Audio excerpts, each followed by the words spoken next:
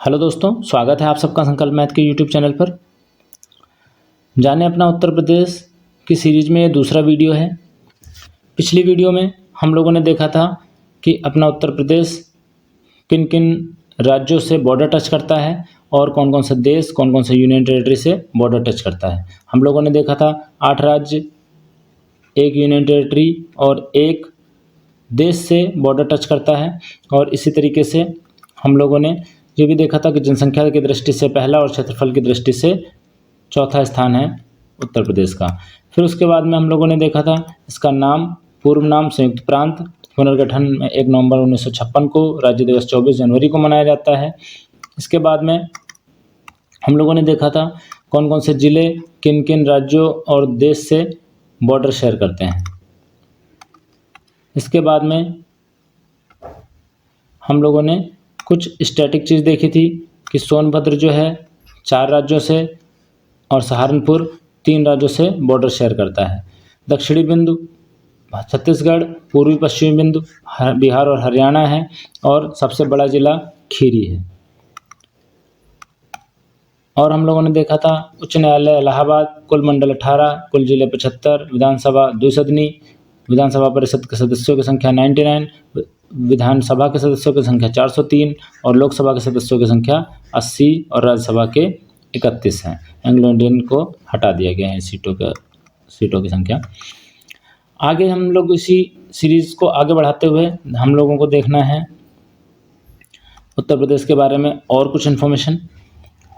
अगर हम उत्तर प्रदेश की पूर्व से पश्चिम की लंबाई देखें तो कुल 650 किलोमीटर है, वहीं इसकी चौड़ाई कम है। तो ये इसकी चौड़ाई उत्तर से दक्षिण की ओर देखें तो 240 किलोमीटर है। राजकीय चिन्ह इसका मछली है। ये उत्तर प्रदेश का राजकीय चिन्ह है। इसमें ये मछली के 2 चित्र बने हुए हैं। यहीं धनुष का एक चित्र बना हुआ है, धनुष और बाण, और बीच में ये निशान है। ये जो निशान है ये गंगा और यमुना की संयुक्त धारा को दिखाने का प्रतीक है। वहीं ये जो धनुष है ये अवध प्रांत का निशान है और ये जो मुस्लिम शासक हुए हैं मछली, उसका प्रतीक है। ठीक है, तो ये उत्तर प्रदेश का चिन्ह है। चिन्ह में मछली और धनुष बाण बना हुआ है। राजकीय पुष्प जो है पलाश, ये चित्र आप लोग देख सकते हैं। राजकीय वृक्ष अशोक का पेड़। राजकीय पक्षी सारस, ये आप लोगों ने देखा होगा। सारस या इसको क्रोंच भी बोलते हैं। राजकीय पशु बारहसिंघा और खेल राजकीय है वो है हॉकी। ठीक है, फिर से देखते हैं। राजकीय चिन्ह मछली, राजकीय पुष्प पलाश, राजकीय वृक्ष अशोक, राजकीय पक्षी सारस या क्रोंच, पशु जो है वो बारहसिंघा और खेल जो है वो है हॉकी। पूर्व से पश्चिम की लंबाई 650, दक्षिण से उत्तर की लंबाई 240 किलोमीटर है। आगे देखते हैं। कुल जनसंख्या 19,98,12,341 है। अब लगभग 22 करोड़ से 23 करोड़ होने के अनुमान है। उसमें से पुरुष जनसंख्या 10,44,80,510 है और महिला जनसंख्या 9,53,31,831 है। तो ये आपको एग्जैक्ट डेटा याद करने की ज़रूरत नहीं है। आपको बस ये याद करना है कि कुल 1000 पुरुषों पर 912 महिलाएं हैं। ठीक है, इसी को लिंगानुपात कहते हैं। लिंगानुपात क्या होता है? 1000 पुरुषों पर वहाँ उस राज्य में या उस देश में महिलाओं की संख्या कितनी है। अगर 1000 पुरुष हैं और महिलाओं की संख्या 1000 से कम है तो इसका मतलब लिंगानुपात वहाँ पर कम है, और अगर महिलाओं की संख्या ज़्यादा है तो लिंगानुपात ज़्यादा है। ठीक है, तो उत्तर प्रदेश का लिंगानुपात कितना है? 912। महिलाओं की संख्या से ही लिंगानुपात को रिप्रेजेंट करता है, डिनोट करता है। ठीक है, तो अगर आपसे पूछा जाएगा उत्तर प्रदेश का लिंगानुपात तो क्या है? 912। सबसे कम लिंगानुपात किसका है? हरियाणा का। सबसे कम लिंगानुपात हरियाणा है 879 सबसे कम हरियाणा का लिंगानुपात है। सबसे अधिक जो है केरल का लिंगानुपात है, मतलब 1084। कुल 1000 पुरुष हैं तो 1084 महिलाएं हैं। मतलब पुरुषों की कुल संख्या नीचे रखेंगे, महिलाओं की कुल संख्या ऊपर रखेंगे, काटेंगे तो आपका आंसर आ जाएगा लिंगानुपात, है ना। तो ये हो गया आपका सबसे कम वाला हरियाणा, सबसे अधिक वाला केरल। साक्षरता दर की बात करें तो यहाँ पर अगर कुल साक्षरता दर निकालें तो ये 67.7 है। पुरुषों महिलाओं को सबको दोनों को जोड़ करके अगर साक्षरता दर निकालते हैं तो ये हो जाएगी आपकी 67.7। वहीं पुरुषों की साक्षरता दर ज़्यादा 77.3 है और महिलाओं की साक्षरता दर 57.2 है। ठीक है। जनसंख्या घनत्व की बात करें तो 829 व्यक्ति प्रति वर्ग किलोमीटर जनसंख्या घनत्व है। वहीं सबसे अधिक जनसंख्या घनत्व की बात करें तो पूरे देश में सबसे अधिक जनसंख्या घनत्व बिहार का है। हर वर्ग किलोमीटर पर 1106 लोग रहते हैं। सबसे कम जनसंख्या घनत्व अरुणाचल प्रदेश का है, 17 व्यक्ति ही रहते हैं। मतलब अगर हम ये एक जगह ले लें और इसका इससे और इससे गुणा करके कितना आ जाए, ये 1 किलोमीटर इधर हो और 1 किलोमीटर इधर हो तो इसका जो एरिया आएगा 1 वर्ग किलोमीटर आएगा। कितना आएगा? 1 वर्ग किलोमीटर। तो 1 वर्ग किलोमीटर में कितने लोग निवास करते हैं, यही होता है जनसंख्या घनत्व। ठीक है। तो यूपी में कितने लोग निवास करते हैं, कितने लोग रहते हैं? 829 लोग। और बिहार में कितने लोग रहते हैं? 1106 लोग रहते हैं। तो सबसे ज़्यादा बिहार में लोग रहते हैं 1 वर्ग किलोमीटर के अंदर। वहीं सबसे कम अरुणाचल प्रदेश में रहते हैं, 17 व्यक्ति ही रहते हैं 1 वर्ग किलोमीटर में। ठीक है। इसके बाद अगर हम कुल जनसंख्या में अनुसूचित जाति की जनसंख्या की बात करें तो 20.7% लोग कौन से हैं? अनुसूचित जाति के हैं, एससी से बिलोंग करते हैं। वहीं अनुसूचित जनजाति यानी कि एसटी की जनसंख्या जो है ना के बराबर है 0.6%। ठीक है। 0.6% एसटी की जनसंख्या, इसको हम ना के बराबर मान लेंगे और एससी की जनसंख्या 20.7 है। ठीक है।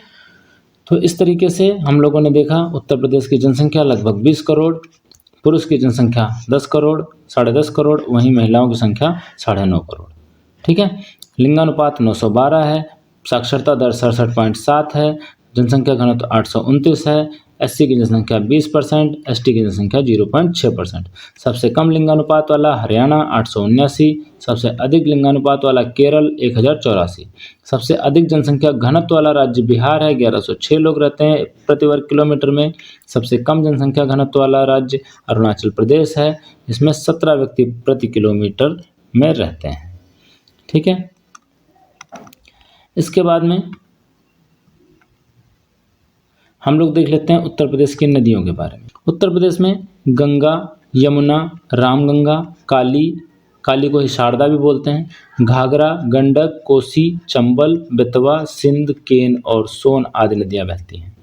ठीक है। उत्तर प्रदेश की मुख्य नदी जो गंगा है वो उत्तराखंड के गंगोत्री नामक ग्लेशियर से निकलती है और उत्तर प्रदेश के पूरे राज्य में बहते हुए बिहार से होते हुए वेस्ट बंगाल में जा कर के सुंदरवन का डेल्टा बनाते हुए समुद्र में मिल जाती है।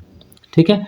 वहीं गंगा की सबसे बड़ी सहायक नदी यमुना नदी भी उत्तराखंड के यमुनोत्री ग्लेशियर से निकलते हुए आकर के प्रयागराज में गंगा से मिल जाती है। गंगा की जो दक्षिण से सहायक जो नदियां हैं वे सारी डायरेक्ट गंगा में जल ना गिरा करके यमुना में जल गिराती हैं, सिवाय एक नदी सोन के। ठीक है। सोन जो है वो डायरेक्ट गंगा से मिलती है। ठीक है। और बाकी सारी जैसे चंबल, सिंध, बेतवा, केन, चंबल, सिंध, बेतवा, केन ये सारी जो नदियां हैं ये गंगा की ही सहायक नदियां हैं, दक्षिण से मिलती हैं इससे, लेकिन डायरेक्ट गंगा में जल ना गिरा करके यमुना में गिराती हैं जल, फिर यमुना इसका सबका जल ले जा करके प्रयागराज के पास में किससे मिल जाती है? गंगा से मिल जाती है। इसके बाद में अगर हम बाएं तट पर इसके देखें तो वहीं रामगंगा बरेली के पास मिल जाती है आकर के, काली या शारदा नदी गंगा से आकर के मिल जाती है, घाघरा, गंडक, कोसी ये सारी नदियाँ गंगा की ही सहायक नदियाँ गंगा में ही आकर के मिल जाती हैं, फिर गंगा इसका संयुक्त जल लेकर के आगे बढ़ती है। ठीक है। तो इस तरीके से हम लोगों ने देखा कौन कौन सी नदियाँ हैं। एक मेन नदी गंगा, उसकी सहायक नदी यमुना, इधर से रामगंगा, काली या शारदा, घाघरा, गंडक, कोसी, इधर से चंबल, बेतवा, सिंध, केन, सोन। ठीक है। ये गंगा, ये यमुना, ये रामगंगा, काली या शारदा, या घाघरा, गंडक, कोसी, इधर चंबल, बेतवा, सिंध, केन, सोन, ये सारी नदियाँ उत्तर प्रदेश में बहती हैं। ठीक है। ये आपका उत्तर प्रदेश है। तो उत्तर प्रदेश की नदियाँ समझ में आ गई होंगी। फिर से एक बार देख लेते हैं। गंगा, यमुना, रामगंगा, काली, घाघरा, गंडक, कोसी, चंबल, बेतवा, सिंध, केन, सोन। ठीक है, आगे देखते हैं। इसको आप लोग कई बार प्रैक्टिस करेंगे तो आपको ये सारी नदियाँ याद हो जाएंगी। इसके बाद उत्तर प्रदेश की प्रमुख फसलें कौन कौन सी हैं, फसलें देखते हैं, और फल कौन कौन से हैं वो देखते हैं। गेहूँ, गन्ना, चावल, तंबाकू, कपास, पटसन, मक्का, बाजरा, जौ और सरसों, ये हमारे उत्तर प्रदेश की प्रमुख फसलें। ठीक है, इसी के साथ साथ में गेहूं के उत्पादन में उत्तर प्रदेश देश का पहला राज्य है और जौ के उत्पादन में दूसरा राज्य। ठीक है, सबसे ज़्यादा गेहूं का उत्पादन पूरे देश में कहाँ पर होता है, तो उसका उत्तर हो जाएगा उत्तर प्रदेश। सबसे ज़्यादा गन्ने का उत्पादन कहाँ पर होता है, उत्तर प्रदेश में होता है। ठीक है, सरसों के उत्पादन में दूसरा स्थान है उत्तर प्रदेश का। तो उत्तर प्रदेश गेहूं उत्पादन करने वाला और गन्ना उत्पादन करने वाला पूरे देश में प्रथम राज्य है। और वहीं यहाँ पर उत्पादन किस किस चीज़ों का होता है, गेहूं, गन्ना, चावल, कपास, तंबाकू, पटसन, मक्का, बाजरा, जौ और सरसों का उत्पादन होता है।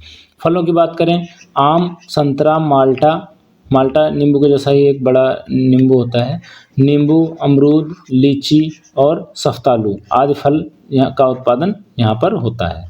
ठीक है, तो उत्तर प्रदेश की प्रमुख फसलों के बारे में हम लोगों ने जाना। गेहूं और गन्ना के उत्पादन में शीर्ष है उत्तर प्रदेश। इसके बाद में हम लोग प्रमुख उद्योग देख लेते हैं। यहाँ पर क्या क्या उद्योग है, चीनी, सूती वस्त्र, जूट, कांच, चमड़ा, दियसलाई, साइकिल, कागज, एल्यूमिनियम, सीमेंट, इंजीनियरिंग और सिगरेट आदि ये सारे उद्योग उत्तर प्रदेश में हैं। ठीक है, कौन कौन से, चीनी का उद्योग, जब गन्ना सबसे अधिक होता है तो चीनी का उद्योग तो होगा ही। सूती वस्त्र का उद्योग होता है, जूट, कांच, चमड़ा, दियसलाई, साइकिल, कागज, एल्यूमिनियम, सीमेंट, इंजीनियरिंग और सिगरेट। इस तरीके से सूती वस्त्र का भी निर्माण होता है, रेशमी वस्त्र का भी, कालीन, पीतल, कलाई के बर्तन, इत्र व तेल का निर्माण, चाकू, ताले, कैंची, प्रेस, प्रकाशन संगमरमर आदि, इन सब का भी निर्माण किया जाता है, उद्योग धंधे में ये आता है। ठीक है, उत्तर प्रदेश राज्य के प्रमुख उद्योगों में ये सारी चीज़ें आती हैं। इसके बाद में हम लोग प्रमुख कारखाने, इनसे भी कई बार क्वेश्चन पूछ लिया जाता है, तो ये हम लोग देखेंगे कि कौन कौन से कारखाने किस किस स्थानों पर हैं। ठीक है, तो हिंदुस्तान एल्यूमिनियम कॉरपोरेशन, ठीक है, एल्यूमिनियम वाला जो हिस्सा है वो कहाँ पर है, रेणुकूट, सोनभद्र। तो नीचे वाला एरिया है जो मध्य प्रदेश और झारखंड से टच करता है, तो वो पठारी भाग आ जाता है। ठीक है, तो जो जितने मतलब हमारे मिनरल्स हैं वो उसी वाले क्षेत्र से मिलते हैं, सोनभद्र और मिर्ज़ापुर वाले एरिया से। कोयला जो होगा वो भी यहीं से निकलेगा और जो जितने प्लांट्स वगैरह होंगे वो इसी निचले वाले हिस्से से लगाए जाएंगे, इसी हिस्से में लगाए जाएंगे या इसी से टच वाले हिस्से में लगाए जाएंगे। ठीक है, तो आप लोग ये माइंड में रखेंगे। एक बार को यूपी का मैप आप लोग ध्यान से देखेंगे तो आपको समझ में आ जाएगा कि क्या चीज़ कहाँ पर होनी चाहिए। देखिए, ये सोनभद्र, मिर्ज़ापुर और प्रयागराज, ये सारी जो ये हैं ये पठारी एरिया में आ जाते हैं। ठीक है, ये वाला एरिया कौन सा आ जाता है, पठारी भाग। तो पठारी भाग में ही उत्तर प्रदेश के जितना भी मिनरल्स हैं वो यहाँ से ही निकलते हैं। ठीक है, तो जो प्लांट्स होंगे वो भी जनरली यहीं पर लगाए जाएंगे। ठीक है, तो आप लोग ये चीज़ अपने माइंड में रखेंगे तो ज़्यादा अच्छे से समझ में आएगा। तो देखिए, हिंदुस्तान एल्यूमिनियम कॉरपोरेशन कहाँ पर लगाया गया है, सोनभद्र में लगाया गया। अब हिंदुस्तान एरोनॉटिकल लिमिटेड एरोनॉटिकल से संबंधित है तो कहाँ पे लगाया जाएगा, कानपुर और लखनऊ में। ठीक है, ये मेन शहर हैं यूपी के, लखनऊ और कानपुर, एरोनॉटिकल से संबंधित, हवाई जहाज़ से संबंधित है। Indian telephone industries, telephone industry कहाँ है, इलाहाबाद और रायबरेली। इसी तरीके से त्रिवेणी स्ट्रक्चरल, ये भी नैनी इलाहाबाद में। उर्वरक कारखाना गोरखपुर और इलाहाबाद में। डीजल लोकोमोटिव वर्क्स वाराणसी में ही है। सिंगरौली कोयला खान, अब देखो कोयला खान है तो कोयला खान कहाँ होगी, सोनभद्र में, क्योंकि वही पठारी एरिया है। मॉडर्न बेकरीज कानपुर में, कानपुर में कौन सी है, मॉडर्न बेकरीज। इसके बाद में मॉडर्न बेकरी कानपुर, फिर भारत पंप एंड कंप्रेशर, ये भी इलाहाबाद में। आयुध उप इस्कर कारखाना, ये फिरोजाबाद में। इसके बाद ट्रांसफार्मर फैक्ट्री झांसी में। Uptron capacitor system limited Lucknow. Uptron digital system limited Lucknow, cement कारखाना Churk Dalla Mirzapur, electronic limited Bharat electronic limited BEL, ये गाज़ियाबाद में है। ठीक है।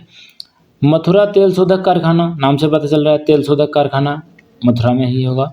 कृत्रिम अंग निर्माण कहाँ पर होते हैं? कानपुर में होते हैं। कानपुर जो है चमड़ा उद्योग के लिए का केंद्र है। ठीक है। तो कृत्रिम अंग कहाँ बनेंगे? कानपुर में। भारतीय चमड़ा रंगाई और जूता संस्थान कहाँ होगा? कानपुर में होगा। स्कूटर इंडिया कहाँ है? लखनऊ में है। ठीक है। तो सब याद करने की ज़रूरत नहीं है, जो इम्पोर्टेंट है जैसे कि आपको स्कूटर इंडिया, चमड़ा, कृत्रिम अंग, मथुरा तेल शोधक, बेल और सीमेंट कारखाना, और इसके बाद में ये इतने याद कर लेने हैं। इसके बाद में इधर आपको Hindustan aluminium corporation, aeronautical limited, telephone industries, उर्वरक कारखाना और सिंगरौली कोयला खान, इतने आपको याद करने हैं। इसके बाद में आते हैं नगर और उसके उपनाम। आगरा को क्या कहा जाता है? आगरा में ताजमहल है इसलिए इसको ताज नगरी कहा जाता है। अयोध्या राम जन्मभूमि स्थल है तो राम जन्मभूमि स्थल उसको कहा जाता है। अलीगढ़ के ताला जो है, ताला उद्योग वहाँ पर बहुत ही फेमस है इसलिए उसको ताला नगरी कहा जाता है। ठीक है। इलाहाबाद को संगम नगरी इसलिए कहा जाता है क्योंकि वहाँ पर गंगा से जो है यमुना आकर के मिलती है, इसीलिए उसको संगम नगरी बोला जाता है। मथुरा को कृष्ण नगरी क्योंकि कृष्ण का जन्म यहीं पर हुआ था। कन्नौज को खुशबुओं का शहर क्योंकि कन्नौज का जो इत्र है वो बहुत फेमस है। क्या फेमस है? इत्र। ठीक है। जो परफ्यूम होती है वो बहुत फेमस है यहाँ की, इसलिए इसको खुशबुओं का शहर बोला जाता है। लखनऊ को नवाबों का शहर क्योंकि यहाँ पर नवाब रहते थे। फिरोजाबाद को सुहाग नगरी क्योंकि यहाँ फिरोजाबाद की चूड़ियाँ और सुहाग से संबंधित सामान बनता है। ठीक है। तो इसीलिए इसको सुहाग नगरी भी कहा जाता है। आज की वीडियो में हम लोगों ने देखा कुल जनसंख्या यहाँ की लगभग 20 करोड़, उसमें से लिंगानुपात 912, साक्षरता दर 67.7, जनसंख्या घनत्व 829 और 80 की जनसंख्या 20.7। इसके बाद में हम लोगों ने नदियाँ देखी। नदियों में मुख्य नदी गंगा, उसकी सहायक नदी यमुना, इधर से रामगंगा, काली, शारदा, घाघरा, गंडक और कोसी, इधर से चंबल, बेतवा, सिंध, केन और सोन जो डायरेक्ट गंगा से मिलती है। ठीक है। ये नदियाँ यहाँ की देख ली हम लोगों ने। इसके बाद में हम लोगों ने देखा कि यहाँ पर कौन कौन सी प्रमुख फसलें हैं। मेन गेहूँ और गन्ना में प्रथम स्थान है, उसी के साथ साथ में जौ का भी उत्पादन में दूसरा स्थान, सरसों के उत्पादन में भी दूसरा स्थान है। और यहाँ पर उत्पादन होता है गेहूँ, गन्ना, चावल, तंबाकू, कपास, पटसन, मक्का, बाजरा, जौ, सरसों का। फलों के उत्पादन में अगर देखें तो आम, संतरा, माल्टा, नींबू, अमरूद, लीची, सफ्तालू का भी उत्पादन यहाँ पर होता है। ठीक है। इसके बाद में हम लोगों ने आज देखा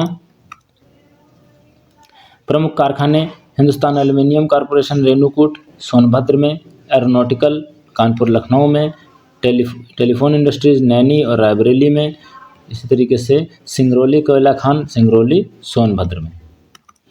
इसके बाद में हम लोगों ने देखा सीमेंट फैक्ट्री डल्ला मिर्ज़ापुर में, इलेक्ट्रॉनिक लिमिटेड गाज़ियाबाद, मथुरा तेल शोधक मथुरा में, कृत्रिम अंग निर्माण कानपुर, चमड़ा रंगाई जूता संस्थान कानपुर और स्कूटर इंडिया लखनऊ में। इसके बाद में हम लोगों ने देखा नगर और उनके उपनाम। आगरा को ताज नगरी क्योंकि ताजमहल है, अयोध्या को राम जन्मभूमि, अलीगढ़ को ताला नगरी, इलाहाबाद को संगम, मथुरा को कृष्ण नगरी, कन्नौज को खुशबुओं का शहर, लखनऊ को नवाबों का शहर और फिरोजाबाद को सुहाग नगरी कहा जाता है।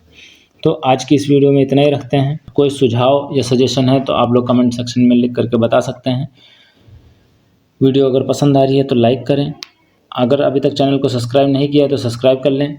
मिलते हैं नेक्स्ट वीडियो में। थैंक्स फॉर वॉचिंग संकल्प मैथ्स।